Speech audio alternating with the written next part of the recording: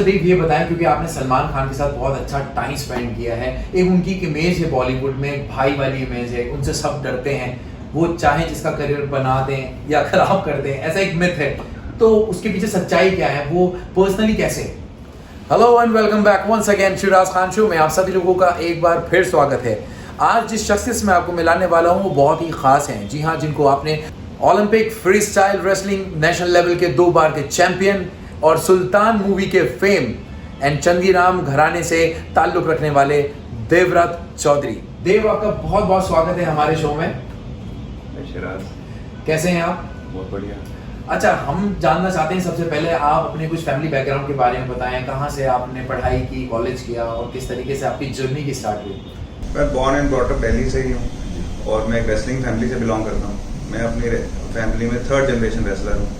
इसकी शुरुआत हुई थी मेरे नाना जी से, जो इंडियन रेसलिंग के एक लेजेंड है। वो स्वर्गीय अर्जुन अवार्डी पद्मश्री मास्टर चंदीराम जी। उसके बाद मेरे मामा और मेरी मासी हुए, तो उसके बाद ओके। तो मैं नेशनल लेवल चैंपियन हूँ ओलंपिक फ्री स्टाइल रेसलिंग में। 2 बार भारत केसरी टाइटल विनर भी। जैसे बॉडी बिल्डिंग में या मॉडलिंग मिस्टर इंडिया होता है, ऐसे रेसलिंग में एक ओपन हैवीवेट टाइटल होता है, भारत केसरी या हिंद केसरी। तो वो मैंने 2 बार जीता। Very nice. कुछ अपने स्कूलिंग के बारे में बताएं, मतलब जहाँ से आपकी परवरिश हुई, फिर कॉलेज कहाँ से किया? मेरी स्कूलिंग दिल्ली से हुई है। ओके। यहीं सिविल लाइंस में Rukmani Devi Jaipuria Public School Rajpur Road पे। उसके बाद जैसे मैं 12th के बाद मैंने एक्चुअली रेसलिंग शुरू की थी, जो थोड़ा सा लेट है। और मैंने अपनी ग्रेजुएशन दिल्ली यूनिवर्सिटी से की, स्कूल ऑफ ओपन लर्निंग से, जो कि मैं तब रेसलिंग में ज़्यादा एक्टिव था। उसके बाद मैंने अपनी लॉ की CCS यूनिवर्सिटी मेरठ से। अच्छा, लॉयर। क्या बात है, लॉयर भी हो आप? बाय क्वालिफिकेशन, हालांकि प्रैक्टिस में नहीं हूँ।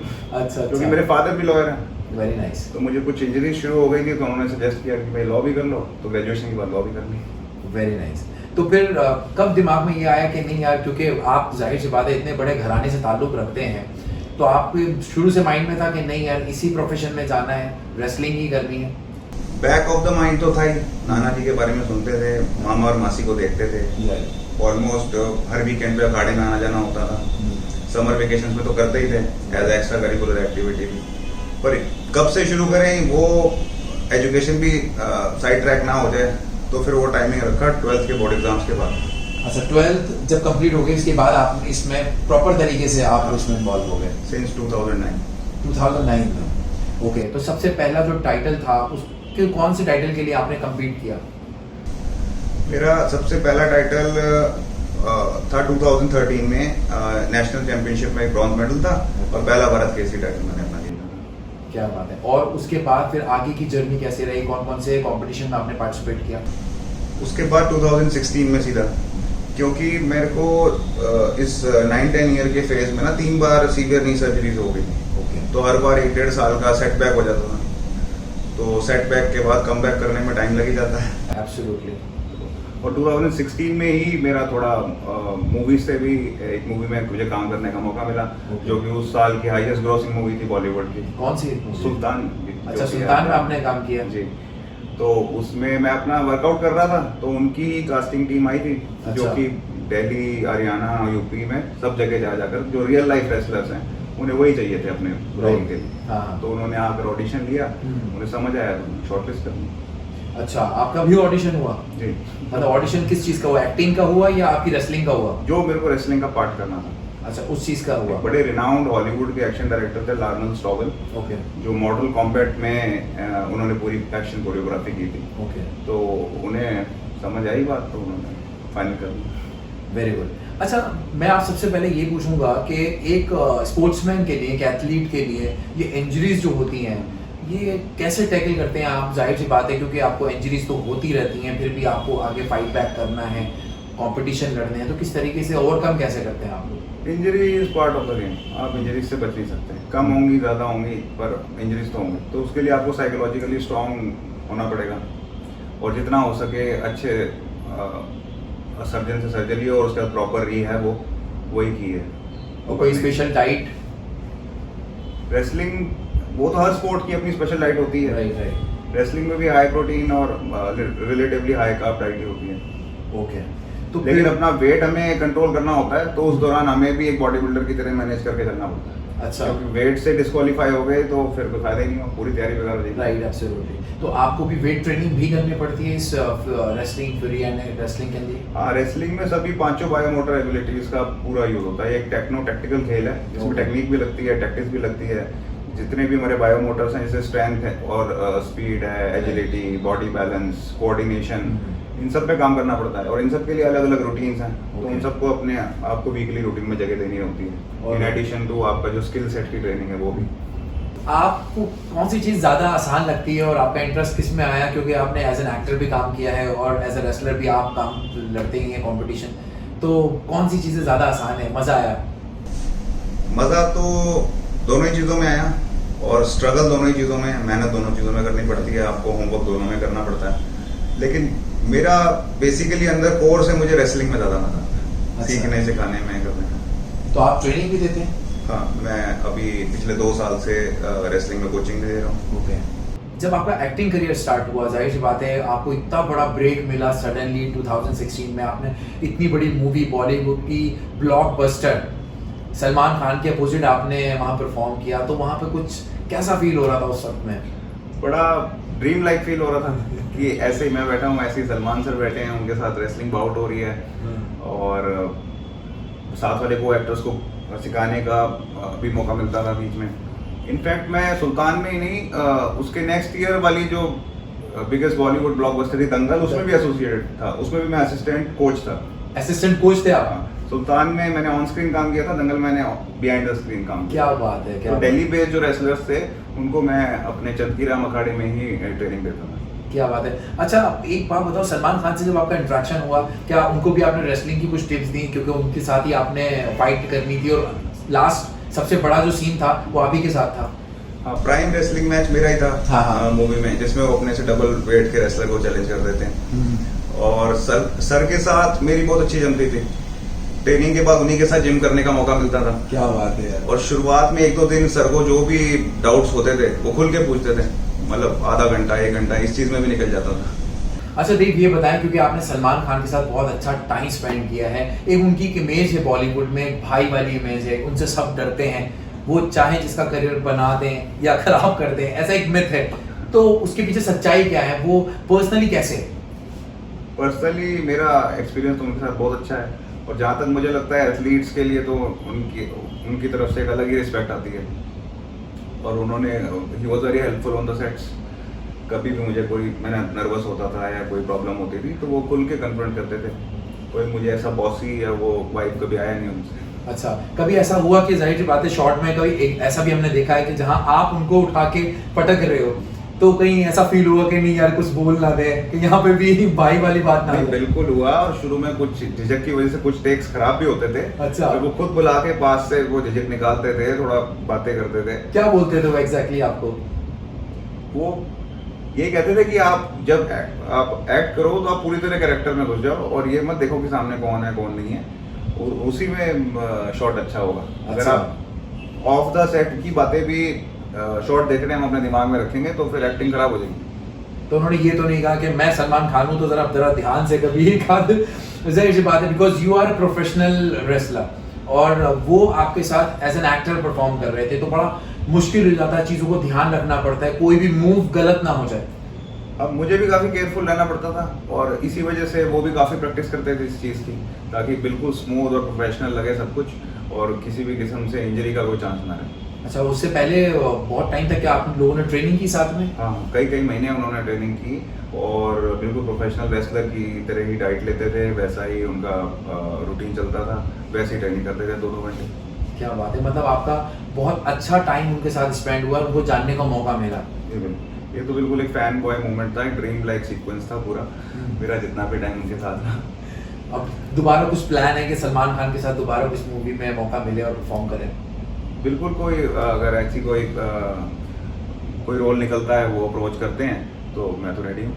अच्छा, उसके बाद जब आपने सुल्तान ऑन स्क्रीन की, दंगल आपने ऑफ स्क्रीन किया, एज अ ट्रेनर आप वहाँ पर रहे, फिर उसके बाद आपकी लाइफ में बॉलीवुड का कितना बड़ा रोल रहा है?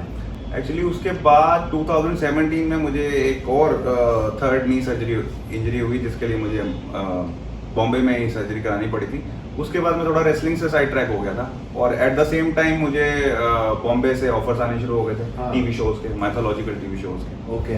सबसे पहले मूवी के बाद मैंने दिल्ली में ही एक बहुत बड़ी इंडिया की लव कुश रामलीला होती है, हाँ। उसमें हनुमान का रोल किया था। ओके। तो वहीं से मुझे बॉम्बे के कास्टिंग डायरेक्टर्स ने देख लिया। तो फिर मुझे बॉम्बे में स्टार प्लस का एक शो ऑफर हुआ था, करण संगिनी, जिसमें मैंने भीम का रोल प्ले किया था। अरे वाह। फिर उसके बाद एक राधा किशन शो है स्टार भारत का, उसमें हनुमान का रोल किया। एक टीवी एड थी कॉम्बी फ्लैम आईसी ऑइंटमेंट की, ओके। जिसमें एक WWE के रेसलर का रोल किया था। अच्छा। बस फिर ऐसे ही चलता रहा। अच्छा, हमने आपके बारे में एक और सुना था कि आपने WWE के लिए भी ऑडिशंस दिए, और क्योंकि जाहिर सी बात है आप उस कैटेगरी में मैच करते थे, तो उसका कैसा रहा? 2018 के मिड में WWE के इंडिया ट्राईआउट्स हुए थे, जिसमें मैंने भी पार्टिसिपेट किया था और मैं उसमें शॉर्टलिस्ट भी हुआ था। ओके। उन्होंने 2 टीम शॉर्टलिस्ट की थी, एक यूएसए के लिए जो थोड़े से प्री ट्रेंड है इसी चीज में, करेक्ट, और जो सेकंड टीम थी वो थी यूके के लिए। यूके में उनका एक और ट्रेनिंग सेंटर खुला था उसके लिए, लेकिन वही कोरोना के चलते सब कुछ ऑन होल्ड चल रहा है। वैसे क्या फ्यूचर प्लान में कहीं ना कहीं है WWE तक जाने की? अब वो तो उनके ऊपर है, वो जैसे अप्रोच करते हैं उस टाइम में क्या कर रहा हूँ, नहीं कर रहा हूँ, फ्री हूँ, बिजी हूँ, नहीं हूँ, तो टाइम टू टाइम ही। और अभी फ्यूचर के क्या प्लान है? एक्टिंग में जाना है या रेसलिंग में जाना है? फिलहाल तो मैं रेसलिंग की कोचिंग में ज़्यादा एक्टिव हूँ, बाकी जैसा भी टाइम होगा उसी हिसाब से डिसीजन लूँगा। और कोई चैंपियनशिप की भी तैयारी करने का कोई माइंड में कोई सेटअप, कोई गोल? हाँ, हो सकता है कमिंग ईयर्स में नेशनल चैंपियनशिप में भी पार्टिसिपेट कर लूँ एक बार। Okay. Alright Dev, tell me what are you passionate about? In one word, sports. Oh, very good. Your greatest strength? Discipline. Your weakness? Dependence on others. Uh-huh. If you go for adventure trip, with whom you take along and why? I would like to go on an adventure trip with Dwayne Johnson, The Rock. Oh, okay. Why? I'll get a chance to learn a lot from him. Very nice. Okay. Who is your superhero and why? Abdul Kalam. Okay. Rocket Man. Rocket Man. Love marriage or arranged marriage? Why? I don't much like marriage. But still, क्या करोगे? Love marriage करोगे? Love marriage या arranged marriage? Arrange. Arranged marriage. Why? क्योंकि आपको थोड़ा सा पहले family को जानने का मौका मिल जाता है, फिर वहां से उस सीक्वेंस में आप होते होते अपने कैंडिडेट तक पहुंचते हो। अच्छा। और उसमें थोड़ा रिवर्स होता है, उसमें पहले कैंडिडेट से बातचीत होती है आपकी, और फिर आप फैमिली तक पहुंचते हो, और फिर वहां से वो ना माने तो एक होल लॉट ऑफ नया ट्रबल शुरू हो जाता है। अच्छा, तो रिस्क नहीं लेना। Okay, fashion means to you? Carrying yourself out without any hesitation. Good. Favorite drink? नींबू पानी। Okay, most unforgettable person? मैं नाना जी। Okay. If you were a millionaire, what would you buy? But I would like to give scholarships to promising upcoming budding athletes. Wow, very nice. What is the first thing you notice about the opposite gender? Here. Your favorite place to eat? Home. Which celebrity annoy you the most? I would like to pass this one. Okay. What makes you angry? Hypocrisy. What age you want to retire? I don't want to retire. I want to do things I love and continue them as long as possible. Good. What compliment does people give you the most? That I look like Superman. Right. Tell me one gadget you can't live without. I think that's pretty much obvious nowadays. Smartphone. Describe yourself in one word. Discipline, I guess. One craziest thing you have done in your life. I bunked my school once in my whole lifetime. Really? हाँ यार, ये तो बहुत बड़ी crazy thing होती है. Okay, one thing that you scared you the most. Getting re-injured. Oh, yes, absolutely. Which color of wardrobe you have? Like mostly black. Mostly black. One thing that you have not shared with anyone. I would not like to share it here too. Okay. Tell me your embarrassing moment. When I was in 7th standard, I was giving a speech in front of the whole assembly and I forgot right in the middle. So that was a pretty embarrassing moment for me back then. Okay. What is your favorite pastime? Watching movie, If you are not a wrestler, what would you be? maybe an actor or maybe a soldier. Soldier. Two things you would change about yourself. I don't want to change anything about myself. One song which describe you the most. भाग मिलकर भाग जिंदा है तो प्याला पूरा भर ले. All right. Okay. One food you would not want to give up. Milk. If you could secretly seek into one person's life, who would be? Maybe Prime Minister Narendra Modi. Okay. If you get chance to talk to PM, what would you talk about? What can I talk about him in front of him? Like I'll compliment him for his deeds, good deeds, and wish him luck for the next term. And he's handling the country quite well. That's it. Okay. जो आने वाली generation है आपके wrestling में या फिर उसको अपना करियर बनाना, उनके लिए आप क्या मैसेज देना चाहेंगे, यूथ के लिए स्पेशली? स्पोर्ट्स से आपका जो डेवलपमेंट होता है वो अनमैच्ड है. आप अगर खाली स्टडीज़ में रहकर जाएंगे तो आप you will miss out on a lot of things. Sports से जो आपको डिसिप्लिन मिलेगा, जो आपकी एनर्जीज को एक डायरेक्शन मिलेगी, वो और किसी तरीके से मुझे लगता है नहीं मिल सकता. तो हर किसी को कोई ना कोई एक स्पोर्ट एटलीस्ट कॉलेज लेवल तक ज़रूर पकड़ के चलना चाहिए. तो आप हमारे इस शो के बारे में क्या कहना चाहेंगे? आई एम वेरी ग्रेटफुल कि आपने इस शो में मुझे बुलाया and we had a wonderful interview together. और आप अपनी ये मुहिम जारी रखिए ताकि हमें जो भी एथलीट्स हैं, एक्टर्स हैं या कोई भी नोटवर्दी फिगर है उनके बारे में जानने का मौका मिले. उम्मीद करते हैं देवराज चौधरी की आपको ये स्टोरी पसंद आई होगी और उनका ये सफ़र जो सुल्तान मूवी से लेकर और रेसलिंग तक का ये सफ़र आपको बहुत लुभाया होगा. अगर आपको ये चीज़ें पसंद आएंगी तो प्लीज़ हमारी वीडियो को लाइक एंड शेयर करना मत भूलिएगा. और अगर आप हमारे चैनल पर पहली बार आए तो प्लीज़ सब्सक्राइब करना मत भूलिएगा. Till then.